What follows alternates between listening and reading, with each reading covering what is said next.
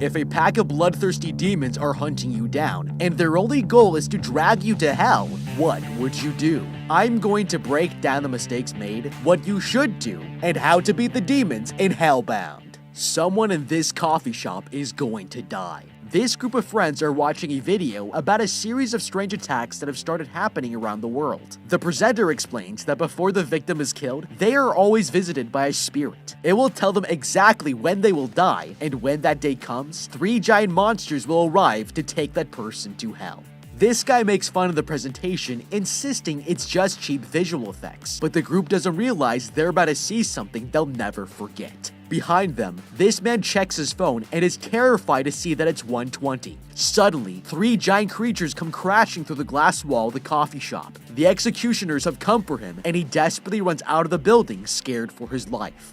The monsters chase the man down the street, and he tries to cut through traffic to escape, but one of the creatures jumps into the air before landing on the car in front of him. The man is surrounded on both sides with no way out. He tries crawling underneath the car, but one of the monsters drags him out from under it and swings him around, brutally torturing the man. They throw him to the ground before burning him alive as he screams in pain. They've just sent his soul to hell, and the bystanders watch in fear as the creatures run into a revolving door, disappearing without a trace. The only thing that's left of the man are his scorched bones, and this is only the beginning of a new world order. Okay, this is absolutely horrifying. These monsters look like they are totally indestructible, and they've come to send us to hell. Now, this guy obviously knew that they were coming for him at exactly 1:20 p.m. But the strange thing is that he chose a coffee shop of all places, like he was waiting for the worst Match.com date of his life. Look at this place. Its entire front wall is made out of glass, and the only things inside he could possibly use to help defend himself are these wooden chairs and tables. Now, I should say that trying to outsmart the supernatural realm is completely against all odds. These hell spirits are eternal, they know where you are, and they aren't going to stop until they get what they want. But that doesn't mean we should make it easy for them. As we saw earlier, there were already videos on the internet of how these things will attack us, and that means this guy had the information to study their methods, as well as the time to prepare for the attack. If it were me, I would research every video I could find to study how to take advantage of these guys. From what we've seen, we know that these things show up in threes, and they beat you up until you're weak enough for them to circle around you and take your soul. Now, as scary as this is, it actually exposes a huge problem with their method, because these guys brute force everything and don't use any special abilities like teleportation or stopping time. For an overpowered supernatural being, this is a pretty inefficient system, because you would think with all the power of hell at their disposal, they could do a lot better than running through streets and smashing cars. It's pretty unprofessional, but if this is what they're limited to, then it means there might be a way for us to take advantage. Since we already know the exact time they're coming for us, I would be using this time to map out the perfect obstacle course to lose their trail. Instead of a coffee shop, we could run through narrow alleyways that they're too big to fit through and use sewer drains to hide in places where they can't follow me. If we can create a series of barriers to stop them from chasing me, it's going to be a lot better than literally waiting for them to come and kill us. Now, one last thing to notice is that it also looks like these guys can only suck your soul if you aren't moving around. This seems to be a necessary part of the ritual, and they might not be able to send us to hell at all until they can form this circle. For all we know, these creatures might even have a time limit that they're allowed to be on Earth. With the information we have so far, evading capture for as long as possible is going to give us the best chance of escaping our damnation. But if running away is our only option, we should at least have fun while doing it. Genshin Impact is an open-world action RPG that you can play on multiple platforms including PC, mobile, and consoles. You can climb, swim, and fly across a world with jaw-dropping landscapes, intriguing challenges, and diverse cultures. The world of Teyvat is home to 7 elemental powers with multiple characters you can play as, each with their own unique element and combat style. And if it's getting too easy, you can also team up with friends in co-op mode, taking on challenging domains to reap huge rewards. And with the new 2.3 update called Shadows Amid Snowstorms, there are tons of new things for you to try out. Those are the 4-star archer Goro and the 5-star Oni Arataki Ito. You can head to the epic archipelago of Inazuma and fight against the new Golden Wolf Lord boss that will challenge even veteran players. Participate in 6 new events with epic rewards, and by the time you're done, you'll have everything you need to level up your party, as well as unlock 2 5-star characters that will only be available for a limited time. I'm really loving all the characters I've unlocked so far, and I'm on the way to building a snowman and getting a 4-star sword for all of my travelers. Use my link in the description to get Genshin Impact on your devices right now. Thanks Genshin Impact for sponsoring this video. That night, these police officers arrive at the crime scene and check with the investigators, asking them what they've discovered about the murder. The man tells them that besides the body, the monsters didn't leave any physical evidence, and the only thing they have are the victim's bloodstains. That's when the detective notices that across the street are members of a new religious cult called the New Truth, and all of them are listening to their chairman giving a speech about the victim. Walking over, the detectives listen to his presentation, and he warns the crowd that God is sending these monsters as a message threatening humans to stop sinning. The detectives find the group suspicious, but the man hasn't broken any laws, so Kyung here can't do anything to stop him. Later that night, this woman, Pak Jung, returns home and is surprised by her kids who wish her a happy birthday. It's a heartwarming scene, and her son takes a video to remember the occasion, but then he sees something that scares him. His mother notices the boy looking behind her and turns around to see a giant ghostly face appear. The family stares in shock at the spirit as it tells her that 5 days from now at 3 p.m. she will die and she's going straight to hell. The next day, the mother decides to meet with an attorney and explains to the woman what she saw the night before. The lawyer doesn't understand until her colleagues play a video of the birthday party showing the ghostly face damning her to hell in 5 days' time. The mother tells them she visited the religious cult to ask for help, but reveals that they made her a special offer. They would only help if she agrees to broadcast the exact moment that the monsters come for her soul, and in exchange, the chairman will pay her 3 billion won. Desperate, the mother begs the lawyers to help her kids get the money, and they decide to take her case.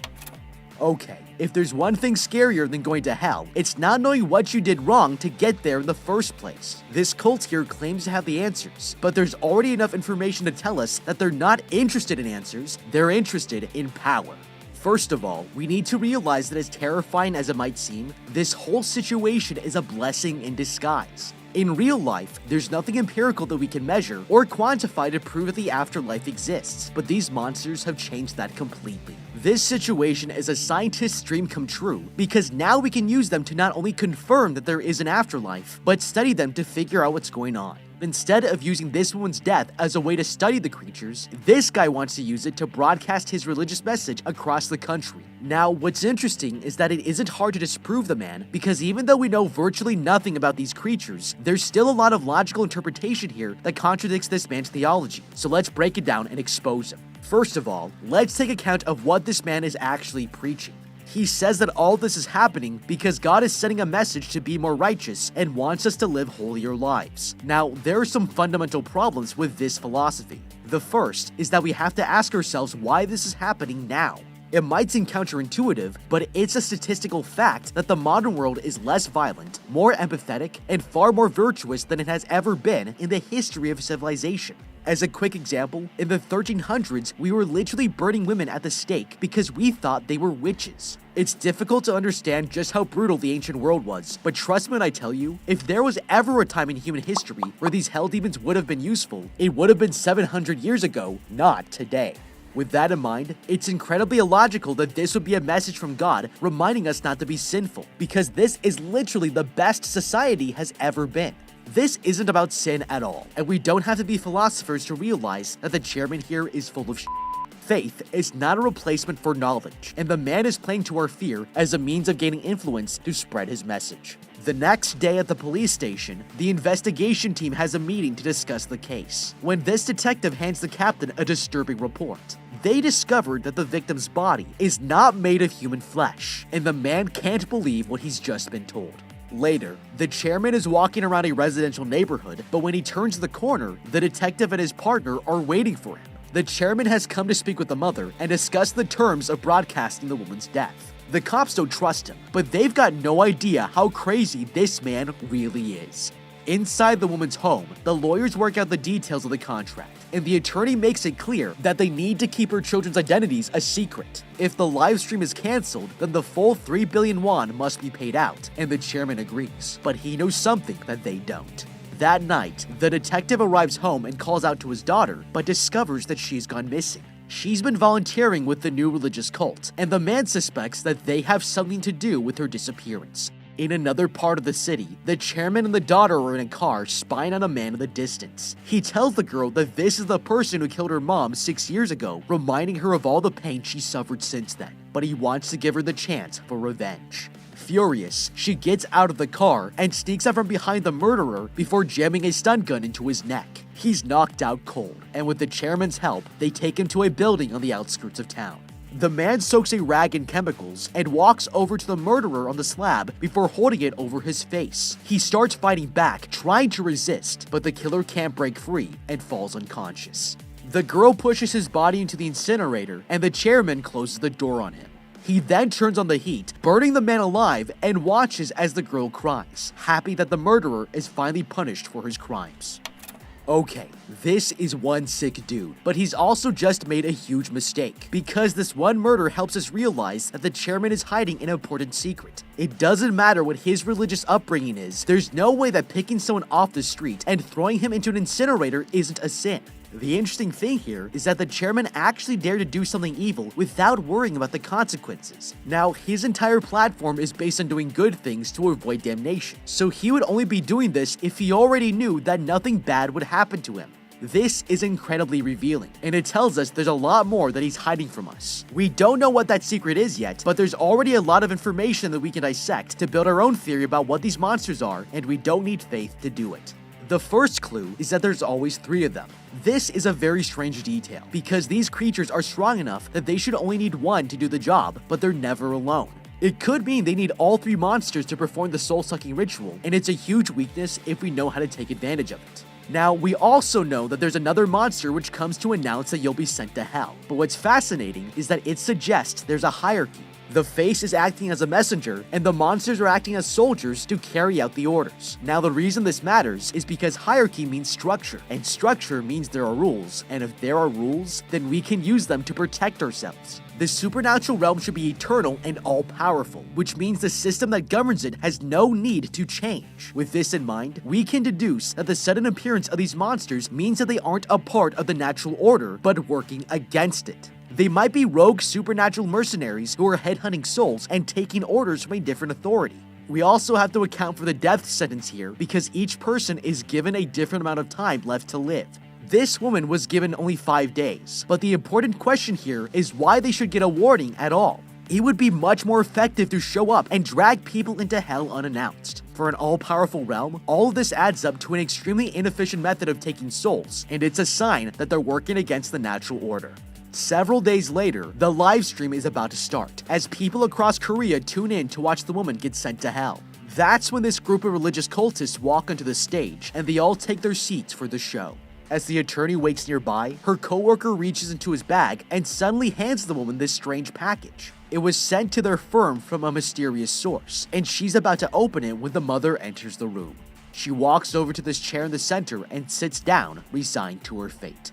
A staff member of the New Truth cult gets everyone's attention and tells them that the broadcast is about to start. They all begin to leave the room, and the spectators across the country nervously wait to watch the prophecy come true. But when it's finally time, nothing seems to happen. The crowd doesn't know what's going on until they hear a rumbling in the distance, and the wall in front of the mother explodes as the monsters come running in. One of them grabs her, holding the woman against the wall as the crowd watches in horror. The police chief orders his men to shoot it, but they're too scared to pull the trigger. Seeing no one going in to help, the detective walks in and fires his gun at the monster, but it punches him into a wall, knocking him out. The creatures start beating the woman on live TV before taking her soul and sending it to hell. With their job done, the monsters run towards the crowd and magically disappear in front of their eyes. The cops walk into the room and see all that's left is a charred corpse, when suddenly this guy bows in front of it. Terrified, the viewers all get down on their knees to worship their new masters. The next day, the attorney opens up the package her coworker gave her and discovers a strange article about the cult's chairman. She finds out that 20 years ago, a spirit told him that he would die, and realizing the article was written by a pastor who lives in Korea, she begins to make plans to find him. Across town, the detective